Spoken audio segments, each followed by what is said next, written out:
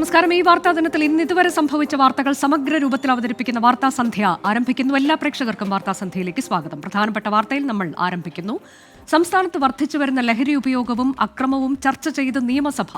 ലഹരി വ്യാപനം തടയാൻ സർക്കാർ സ്വീകരിച്ച നടപടികൾ വിശദീകരിച്ച മുഖ്യമന്ത്രി പുതുതലമുറ നേരിടുന്ന പ്രശ്നങ്ങളെക്കുറിച്ചും സൂചിപ്പിച്ചു. ചർച്ച മാത്രം പോരെന്നും അക്രമവും ലഹരിയും തടയാൻ ആക്ഷൻ പ്ലാൻ വേണമെന്നും പ്രതിപക്ഷ നേതാവ് വി.ഡി. സതീശൻ ആവശ്യപ്പെട്ടു. ഷഹബാസിനെ കൊല്ലുമെന്ന് പറഞ്ഞാൽ കൊല്ലും. അവന്റെ കണ്ണൊന്ന് പോയി നോക്ക്, കണ്ണൊന്നുമില്ല. സാർ, ഇൻസ്റ്റാഗ്രാമിലെ ഒരു ഗ്രൂപ്പിൽ വന്ന ശബ്ദ സന്ദേശമാണ്. താമരശ്ശേരിയിലെ മുഹമ്മദ് ഷഹബാസിന്റെ മരണവും സംസ്ഥാനത്തെ അക്രമ സംഭവങ്ങളും ചർച്ച ചെയ്യണമെന്നാവശ്യപ്പെട്ട് രമേശ് ചെന്നിത്തലയാണ് അടിയന്തര പ്രമേയ നോട്ടീസ് അവതരിപ്പിച്ചത്. സംസ്ഥാനത്ത് ലഹരി വ്യാപനം കൂടിയെന്ന് പ്രതിപക്ഷ നേതാവ് വി.ഡി. സതീശൻ. ആർക്ക് വേണമെങ്കിലും 15 മിനിറ്റിനകം കേരളത്തിലെ ഏത് സ്പോട്ടിൽ വേണമെങ്കിലും ഏത് തരത്തിലുള്ള ഡ്രഗ്സും കിട്ടും. ലഹരിക്കെതിരെ ഉപദേശം മാത്രം പോരെന്നും പ്രതിപക്ഷ നേതാവ്. സർക്കാർ ആക്ഷൻ പ്ലാൻ കൊണ്ടുവന്നാൽ കൂടെ നിൽക്കുമെന്നും പ്രതിപക്ഷ നേതാവിന്റെ ഉറപ്പ്. ലഹരി വ്യാപനം തടയാൻ സ്വീകരിച്ച നടപടികൾ വിശദീകരിച്ചായിരുന്നു മുഖ്യമന്ത്രി പിണറായി വിജയന്റെ മറുപടി. പുതിയ തലമുറയുടെ സമ്മർദ്ദവും ഒറ്റപ്പെടലും സൂചിപ്പിച്ച് മുഖ്യമന്ത്രി, നമ്മുടെ ഇളം തലമുറ വല്ലാതെ അസ്വസ്ഥമാണ്. അതാണ് ഒരു പ്രത്യേകത. അക്രമ സംഭവങ്ങളിൽ സിനിമകളുടെയും സീരിയലിന്റെയും സ്വാധീനത്തെക്കുറിച്ച് മുഖ്യമന്ത്രി പരാമർശിച്ചത് ആവേശം എന്ന സിനിമയെക്കുറിച്ചായിരുന്നു. പോലീസിന്റെ ഒരു റിപ്പോർട്ടിൽ തന്നെ പറഞ്ഞു, ആ എടാ മോനെ എന്ന് വിളിക്കുന്നൊരു രംഗമില്ലേ സിനിമയിലെ ഒരു. അപ്പോൾ എടാ മോനെ എന്നാണ് ഈ കുട്ടികളെ വിളിക്കുന്നത്. പിന്നെ അയാളൊരു റൗഡിയാണ്, മറ്റേയാളെ കുട്ടികളെ അത് കണ്ടിട്ട് കുട്ടികള് ഇവിടെയുള്ള ചില റൗഡി ഗ്യാങ് തലവന്മാരോട് കൂടെ പോയി എന്ന് പറയുന്ന ഒരു പോലീസ് റിപ്പോർട്ട് ഞാൻ കണ്ടിരിക്കുന്നു. സെൻസർ ബോർഡ് എന്താണ് പരിശോധിക്കുന്നതെന്നും മുഖ്യമന്ത്രി. ചർച്ചയിൽ പ്രതിപക്ഷ നേതാവ് വി.ഡി. സതീശനെ പ്രശംസിക്കുകയും മുൻ പ്രതിപക്ഷ നേതാവ് രമേശ് ചെന്നിത്തലയെ വിമർശിക്കുകയും ചെയ്ത മുഖ്യമന്ത്രിയുടെ നിലപാടും ശ്രദ്ധേയമായി. വിവിധ മേഖലകളിലുള്ളവരെ ചേർത്ത് ഇക്കാര്യത്തിൽ വിശാലമായ ആലോചനാ യോഗം ചേരുമെന്നും മുഖ്യമന്ത്രി അറിയിച്ചു. 24 തിരുവനന്തപുരം. അടിയന്തര പ്രമേയ ചർച്ചയുടെ തുടക്കത്തിൽ നാടകീയ രംഗങ്ങളായിരുന്നു നിയമസഭയിൽ. രമേശ് ചെന്നിത്തല വിഷയം അവതരിപ്പിക്കുന്നതിനിടെ മുഖ്യമന്ത്രി പിണറായി വിജയൻ ക്ഷുഭിതനായി ഇടപെട്ടു. പിന്നാലെ മുഖ്യമന്ത്രിക്ക് മറുപടിയുമായി പ്രതിപക്ഷ നേതാവ് വി.ഡി. സതീശനും രംഗത്തെത്തി. കാണാം നിയമസഭയിൽ മുഖ്യമന്ത്രിയും പ്രതിപക്ഷവും തമ്മിലുള്ള കൊമ്പുകോർക്കൽ. സർ, മിസ്റ്റർ ചീഫ് മിനിസ്റ്റർ, എന്ത് സന്ദേശമാണ് നിങ്ങൾ കേരളത്തിലെ ജനങ്ങൾക്ക് നൽകുന്നത്? ചെറുപ്പക്കാർക്ക് എന്ത് സന്ദേശമാണ് നിങ്ങൾ നൽകുന്നത്? ഈ മിസ്റ്റർ ചീഫ് മിനിസ്റ്റർ എന്ന് പറഞ്ഞിട്ട് കുറെ ചോദ്യങ്ങൾ ചോദിച്ചുകൊണ്ടിരിക്കുന്നു. ഓരോന്നിനും ഞാൻ ഇടക്കിടക്ക് ഉത്തരം പറഞ്ഞുകൊണ്ടിരിക്കുന്നു. വേണമെങ്കിൽ അതാകാം, അതാണ് ഉദ്ദേശിക്കുന്നതെങ്കിൽ. ഇപ്പൊ യൂത്തിന് എന്ത് സന്ദേശമാണ് നൽകുന്നത് പറഞ്ഞില്ലേ? യൂത്തിന് നൽകുന്ന ഈ സന്ദേശമാണോ നൽകേണ്ടത്? ഇത് സമൂഹം നേരിടുന്ന ഒരു വിപത്തിനെ നേരിടുന്ന രീതിയിലാണോ അദ്ദേഹം സംസാരിച്ചുകൊണ്ടിരിക്കുന്നത്? അതാണോ ശരിയായ രീതി? യാഥാർത്ഥ്യം മനസ്സിലാക്കാൻ കഴിയണം.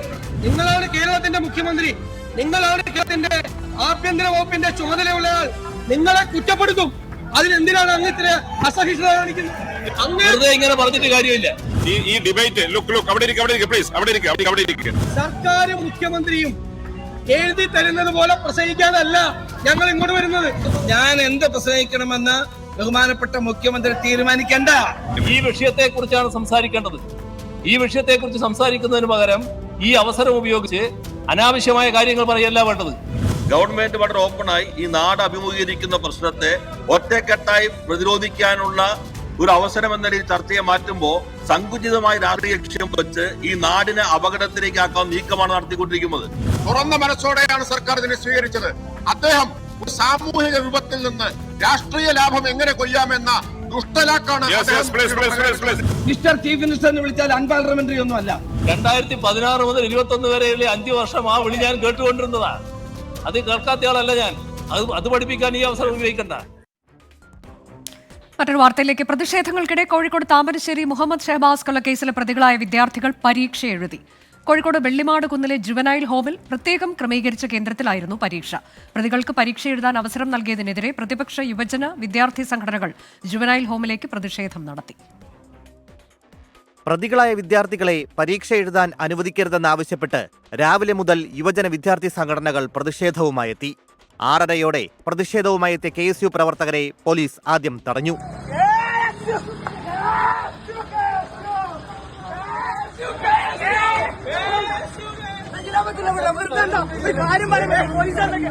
പിന്നാലെ യൂത്ത് കോൺഗ്രസ് MSF പ്രവർത്തകർ പലതവണ പ്രതിഷേധവുമായി എത്തി. പോലീസും പ്രവർത്തകരും തമ്മിൽ നിരവധി തവണ സംഘർഷമുണ്ടായി.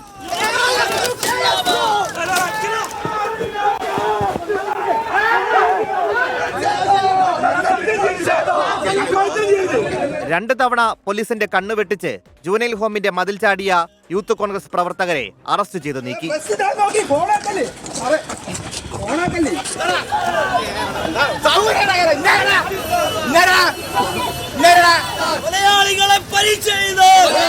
പ്രതികളായ വിദ്യാർത്ഥികളുടെ ഇന്നത്തെ പരീക്ഷ പൂർത്തിയാക്കി 11:15 വിദ്യാഭ്യാസ വകുപ്പ് ഉദ്യോഗസ്ഥർ മടങ്ങി. താമരശ്ശേരി ഹയർ സെക്കൻഡറി സ്കൂളിൽ പരീക്ഷ നടത്താനായിരുന്നു തീരുമാനമെങ്കിലും പ്രതിഷേധം കണക്കിലെടുത്താണ് ജുവനൈൽ ഹോമിൽ തന്നെ പരീക്ഷ എഴുതിച്ചത്. 24 കോഴിക്കോട്. സംസ്ഥാന സർക്കാരിനെതിരെ നിയമസഭയിലേക്ക് ആശാ വർക്കേഴ്സിന്റെ മാർച്ച്. സെക്രട്ടേറിയറ്റിന് മുന്നിൽ രാപ്പകൽ സമരം നടത്തുന്ന ആശാ വർക്കേഴ്സാണ് നിയമസഭയിലേക്ക് മാർച്ച് നടത്തിയത്. സമരക്കാർക്ക് പിന്തുണയുമായി സംസ്ഥാന വ്യാപകമായി കോൺഗ്രസും പ്രതിഷേധം നടത്തി. സെക്രട്ടേറിയറ്റിന് മുന്നിൽ തുടരുന്ന രാപകൽ സമരത്തിന് 22ാം ദിവസമാണ് നിയമസഭാ മാർച്ച് സംഘടിപ്പിച്ചത്. 1000-ഓളം ആശാ വർക്കേഴ്സ് സമരത്തിൽ പങ്കെടുത്തു. ഓണറേറിയം വർധന, വിരമിക്കൽ ആനുകൂല്യം പ്രഖ്യാപിക്കൽ തുടങ്ങിയ ആവശ്യങ്ങളോട് സർക്കാർ മുഖം തിരിക്കുന്നുവെന്ന് സമരക്കാർ. ഇപ്പൊ ഓണറേറിയം വർദ്ധിപ്പിച്ചു തരേണ്ടത് സംസ്ഥാന സർക്കാരല്ലേ? അവരാണ് തരുന്നതെന്നല്ല അവർ ഇക്കാലം അത്രയും പറഞ്ഞുകൊണ്ടിരിക്കുന്നത്. അവര് 21,000 രൂപക്കാന്ന് പറഞ്ഞ അവരല്ലേ? അതുകൊണ്ടാണ് നമ്മൾ അവർക്കെതിരെ സമരം നടത്തുന്നത്. കെ രമ MLA മാർച്ചിന് ഐക്യദാർഢ്യവുമായി എത്തി. ആശാ വർക്കേഴ്സിന് പിന്തുണയുമായി കോൺഗ്രസ് സംസ്ഥാന വ്യാപകമായി പ്രതിഷേധ മാർച്ച് നടത്തി. തിരുവനന്തപുരത്ത് സെക്രട്ടേറിയറ്റിലേക്കും മറ്റിടങ്ങളിൽ ജില്ലാ ആസ്ഥാനങ്ങളിലേക്കുമായിരുന്നു കോൺഗ്രസിന്റെ മാർച്ച്. എല്ലാ ദിവസവും ആശാ വർക്കർമാരാണ് കേരളത്തിന്റെ പൊതുശത്രുക്കൾ എന്നുള്ള നിലയിൽ ഈ സംസ്ഥാനം ഭരിക്കുന്ന ഗവൺമെന്റും അതിന് നേതൃത്വം കൊടുക്കുന്ന രാഷ്ട്രീയ പാർട്ടികളുമെല്ലാം ഇവരെ ശത്രുക്കളായി കണ്ട അവർക്കെതിരായിട്ടുള്ള പ്രസ്താവനകളാണ് ഇറക്കുന്നത്. കേന്ദ്ര സർക്കാരിനെ കുറ്റപ്പെടുത്തിയാണ് മന്ത്രി വീണ ജോർജ് നിയമസഭയിൽ സംസാരിച്ചത്. ആശാ വർക്കേഴ്സിന് രാജ്യത്ത് ഏറ്റവും അധികം ഓണറേറിയം നൽകുന്നത് കേരളത്തിലാണെന്നും മന്ത്രി ആവർത്തിച്ചു. രാജ്യത്ത് ഏറ്റവും കൂടുതൽ ഓണറേറിയം നൽകുന്ന സംസ്ഥാനം കേരളമാണ് സർ. ആ ഓണറേറിയം മാത്രമല്ല, അപ്പോൾ തെറ്റായിട്ട് അതും വ്യാഖ്യാനിക്കുന്നുണ്ട് സർ. ഓണറേറിയം മാത്രമാണ്, അങ്ങനെയല്ല. ഓണറേറിയം കൂടാതെ 3000 രൂപ ഫിക്സ്ഡ് ഇൻസെന്റീവ് ഉണ്ട് സർ. മുഴുവൻ ആവശ്യങ്ങളും അംഗീകരിക്കുന്നതുവരെ സമരം തുടരാനാണ് ആശാ വർക്കേഴ്സിന്റെ തീരുമാനം. 24 തിരുവനന്തപുരം. കേന്ദ്രമന്ത്രി സുരേഷ് ഗോപിയെ ആക്ഷേപിച്ച CITU നേതാവ് സെക്രട്ടേറിയറ്റിന് മുന്നിൽ സമരം ചെയ്യുന്ന ആശാ വർക്കേഴ്സിന് സുരേഷ് ഗോപി കുട മാത്രമാണോ കൊടുത്തതെന്ന് അറിയില്ലെന്ന് സംസ്ഥാന സെക്രട്ടറി KN ഗോപിനാഥ് പറഞ്ഞു. കേന്ദ്ര സർക്കാരിനെതിരെ CITUവിന്റെ നേതൃത്വത്തിൽ ആശാ വർക്കേഴ്സ് നടത്തിയ സമരത്തിലായിരുന്നു പരാമർശം. സമര നായകൻ സുരേഷ് ഗോപി എത്തുന്നു സമരകേന്ദ്രത്തിൽ. എല്ലാവർക്കും കൊട കൊടുക്കുന്നു. കൊട കൊടുക്കുകയാണെങ്കിൽ ഉമ്മയും കൂടി കൊടുത്തോന്ന് അറിയാൻ പാടില്ല. നേരത്തെ അങ്ങനെ കൊടുക്കുന്ന പതിവുണ്ടായിരുന്നു. ആരോ 1-2 പേര് പരാതിപ്പെട്ടോടുകൂടി ഉമ്മ കൊടുക്കൽ നിർത്തിയെന്നു. ഇപ്പൊ കൊട കൊടുക്കുക കേന്ദ്രമന്ത്രി. കൊട കൊടുക്കുന്നതിന് പകരം ഈ ഓണറിയത്തിന്റെ കാര്യത്തിൽ പാർലമെന്റിൽ പറഞ്ഞ് എന്തെങ്കിലും നേടിക്കൊടുക്കണ്ടേ? ആ ഓഫറുമായിട്ട് വേണ്ടേ ആ സമരപന്തലിൽ വരാൻ? അങ്ങനെയല്ലേ BJPയും കോൺഗ്രസും ചെയ്യേണ്ടത്? സമരം ചെയ്യുന്ന ആശാ വർക്കേഴ്സിനെ മോശം ഭാഷയിൽ വിമർശിക്കുന്നത് ശരിയല്ലെന്ന് CPI സംസ്ഥാന സെക്രട്ടറി ബിനോയ് വിശ്വം പറഞ്ഞു. ജനങ്ങളുടെ ന്യായം അന്യായം എല്ലാം ഉണ്ടാകാം, പക്ഷേ പ്രശ്നങ്ങൾ തീർക്കാൻ നോക്കണം. വിമർശിക്കുമ്പോൾ അതിൻ്റെ ഭാഷ പ്രധാനപ്പെട്ട ഒന്നാണ്. സമരം ചെയ്യുന്നവരെ അതിൻ്റെ പേരിൽ നമ്മൾ പരിഹാസ്യമായ വാക്കുപയോഗിച്ച് വിമർശിക്കുന്നത് പലപ്പോഴും ഇടതുപക്ഷ സംസ്കാരത്തിൻ്റെ നന്മകളെ പ്രതിഫലിപ്പിക്കുന്നില്ല. മുണ്ടക്കൈ ചൂരൽമല പുനരധിവാസവുമായി ബന്ധപ്പെട്ട 3ാം ഘട്ട കരട് പട്ടിക 24-ന് ലഭിച്ചു. ആ വാർത്തയിലേക്കാണ് ഇനി. വഴി അടഞ്ഞ പ്രദേശങ്ങളിലേക്കുള്ളവരുടെ പട്ടികയാണ് പുറത്തുവന്നത്. 3 വാർഡുകളിലായി 70 കുടുംബങ്ങൾ ഈ പട്ടികയിൽ ഉൾപ്പെട്ടിട്ടുണ്ട്. അതേസമയം പട്ടികയിൽ അപാകത ആരോപിച്ച് ദുരന്ത ബാധിതർ രംഗത്തെത്തി. വാർഡ് 10-ൽ 18 കുടുംബങ്ങൾ, 11-ാം വാർഡ് മുണ്ടക്കൈയിൽ 37 കുടുംബങ്ങൾ, 12-ാം വാർഡിൽ 15 കുടുംബങ്ങൾ, ആകെ 70 ദുരന്തബാധിത കുടുംബങ്ങളാണ് അവസാനഘട്ട കരട് പട്ടികയിൽ ഇടം പിടിച്ചത്. ആക്ഷേപങ്ങൾ സ്വീകരിക്കുന്നതിനുള്ള അവസാന തീയതി ഈ മാസം 13 വരെയാണ്. വഴിയില്ലാത്ത പ്രദേശങ്ങളിൽ ഉൾപ്പെടുന്നവരുടേതാണ് ഈ പട്ടിക. അതേസമയം പട്ടികയിൽ വ്യാപകമായ അപാകതയുണ്ടെന്ന ആരോപണം ദുരന്തബാധിതർ ഉന്നയിക്കുന്നുണ്ട്. 105 കുടുംബങ്ങൾ ഇനി ഉൾപ്പെടുത്താണ് മുണ്ടക്കൈയിൽ. റാട്ടപ്പടി 22, അങ്ങനെ 127 കുടുംബങ്ങൾ ഉൾപ്പെടുത്താറുണ്ട്. പക്ഷേ ഇപ്പോൾ വന്ന ലിസ്റ്റിൽ എന്തോ അറിയില്ല, 36 കുടുംബമാണെന്നത് 50 മീറ്റർ ഉള്ളിൽ വരുന്നവർക്ക് 150 മീറ്റർ അപ്പുറത്തുള്ള വീടുകളൊക്കെ വന്നിട്ടുണ്ട്. പക്ഷേ ഈ 50 മീറ്റർ ഉള്ളിലുള്ള വീടുകൾ വന്നിട്ടുമില്ല. അത് എന്തൊക്കെ ഒരു ഉദ്യോഗസ്ഥന്മാർക്കൊന്ന് വീഴ്ച വേണോ, അത് മറ്റുള്ളവർ ഇടപെട്ടതാണെന്നൊന്നും അറിയാൻ കഴിയുന്നില്ല. ഇത്തരത്തിൽ വന്നിട്ട് പക്ഷേ ഞങ്ങൾ പറയുന്നത് പൂർണ്ണമായിട്ടും മുണ്ടക്കൈ ഉൾപ്പെടും. കാരണം അവിടെ പോകാൻ കഴിയില്ല, ആത്മഹത്യ അവരാണ്. 3ാം ഘട്ട പട്ടികയിൽ ജോൺ മത്തായി കമ്മീഷൻ നിശ്ചയിച്ച പരിധിക്ക് അപ്പുറത്തുള്ള 16 കുടുംബങ്ങളെ കൂടി ഉൾപ്പെടുത്തണമെന്ന് സംസ്ഥാന സർക്കാരിന് ജില്ലാ ദുരന്ത നിവാരണ അതോറിറ്റി ശുപാർശ ചെയ്തിട്ടുണ്ട്. ഒന്നാം ഘട്ട അന്തിമ പട്ടികയിൽ ഉൾപ്പെട്ടിട്ടുള്ളവർ 242 കുടുംബങ്ങളാണ്. രണ്ടാം ഘട്ടത്തിൽ നോ ഗോ സോൺ പരിധിയിൽപ്പെടുന്ന 81 പേരുടെ കരട് പട്ടിക നേരത്തെ പുറത്തിറക്കിയിരുന്നു. ഇതിന്റെ അന്തിമ പട്ടിക ഇതുവരെ ആയിട്ടില്ല. 3 പട്ടികയിലുമായി 392 കുടുംബങ്ങളെയാണ് ഇതുവരെ പുനരധിവാസത്തിന് പരിഗണിച്ചിട്ടുള്ളത്. 24 വയനാട്. വളരെ പ്രധാനപ്പെട്ട ഇന്നത്തെ മറ്റൊരു വാർത്തയിലേക്കാണ് ഇനി. കണ്ണൂർ ADM ആയിരുന്ന കെ നവീൻ ബാബുവിന്റെ മരണത്തിൽ CBI അന്വേഷണമില്ല. നവീൻ ബാബുവിന്റെ ഭാര്യ മഞ്ജുഷ നൽകിയ അപ്പീൽ ഹൈക്കോടതി ഡിവിഷൻ ബെഞ്ച് തള്ളി. സുപ്രീം കോടതിയെ സമീപിക്കുമെന്നും കേരള പോലീസിന്റെ ഭാഗത്തുനിന്ന് നീതി ലഭിക്കില്ല എന്നുമാണ് കുടുംബത്തിന്റെ പ്രതികരണം. ജസ്റ്റിസുമാരായ PB സുരേഷ് കുമാർ, ജോബിൻ സെബാസ്റ്റ്യൻ എന്നിവരുൾപ്പെട്ട ഡിവിഷൻ ബെഞ്ചാണ് CBI അന്വേഷണ ആവശ്യം തള്ളിയത്. പോലീസ് അന്വേഷണം സുതാര്യമല്ലെന്നോ ഏകപക്ഷീയമാണെന്നോ കരുതാനാവില്ല. അന്വേഷണത്തെ സ്വാധീനിക്കാൻ സാധ്യതയുള്ള തരത്തിൽ ഉന്നത ഉദ്യോഗസ്ഥർക്കെതിരെയുള്ള കേസല്ല ഇത്. അന്വേഷണത്തിൽ ഇടപെടാൻ ഏതെങ്കിലും രാഷ്ട്രീയ പാർട്ടികളെ പ്രേരിപ്പിക്കുന്ന തരത്തിൽ രാഷ്ട്രീയ പ്രത്യാഘാതങ്ങൾ ഉണ്ടാക്കുന്ന കേസുമല്ല. കൃത്യമായ പ്രോട്ടോകോൾ പാലിച്ച് ഏത് ഏജൻസിക്കും അന്വേഷിക്കാവുന്ന കേസാണെന്നും ഡിവിഷൻ ബെഞ്ച് വ്യക്തമാക്കി. അതേസമയം കേരള പോലീസിന്റെ ഭാഗത്തു നിന്നും നീതി ലഭിക്കില്ലെന്ന് കെ മഞ്ജുഷയും സുപ്രീം കോടതിയെ സമീപിക്കുമെന്ന് നവീൻ ബാബുവിന്റെ സഹോദരൻ പ്രവീൺ ബാബുവും പ്രതികരിച്ചു.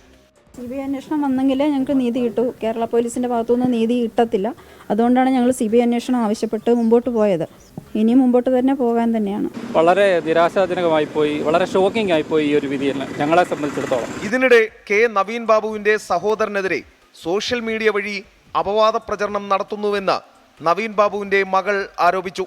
കോടതി വിധിക്ക് പിന്നാലെ പോരാട്ടം തുടരുക തന്നെ ചെയ്യും എന്നവസാനിക്കുന്ന കവിത സോഷ്യൽ മീഡിയയിൽ പങ്കുവെച്ച് PP ദിവ്യയും രംഗത്തെത്തി. എസ് ശ്രീകാന്ത്, 24 കൊച്ചി. ആലപ്പുഴയിൽ ദേശീയപാതയുടെ ഭാഗമായി നിർമ്മാണത്തിലിരുന്ന എലിവേറ്റഡ് ബൈപ്പാസ് ഹൈവേയുടെ 4 ഗേർഡറുകൾ തകർന്നു വീണു. ബീച്ചിന് സമീപം 4 ഗേർഡറുകളാണ് തകർന്നു വീണത്. സംഭവത്തിന്റെ CCTV ദൃശ്യങ്ങൾ 24-ന് ലഭിച്ചു. അപകടത്തിൽ വിദഗ്ധ സമിതി 2 ദിവസത്തിനകം റിപ്പോർട്ട് സമർപ്പിക്കുമെന്ന് ദേശീയപാത അതോറിറ്റി വ്യക്തമാക്കി.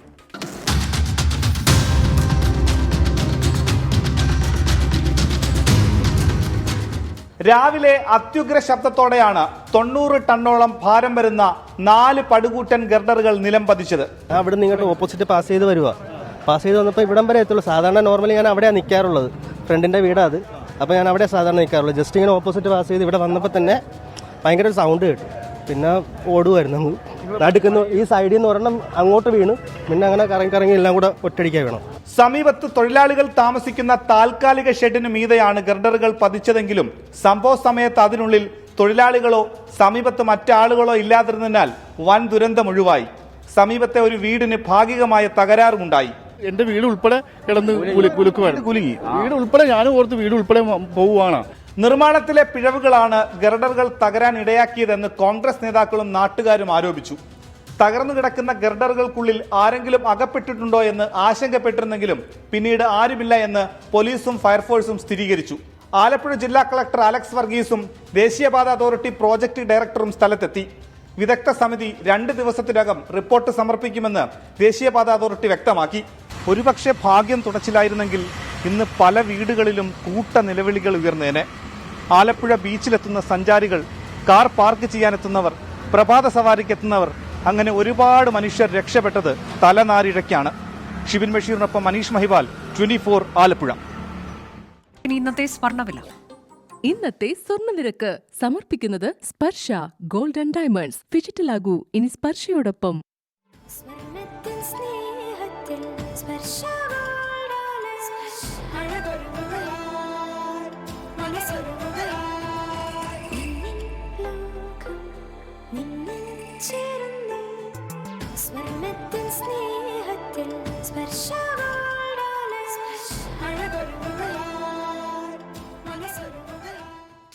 ഇപ്പോഴത്തെ കാലാവസ്ഥ റിപ്പോർട്ട്. ഇപ്പോഴത്തെ കാലാവസ്ഥ സമർപ്പിക്കുന്നത് Berger paints 100 years of trust.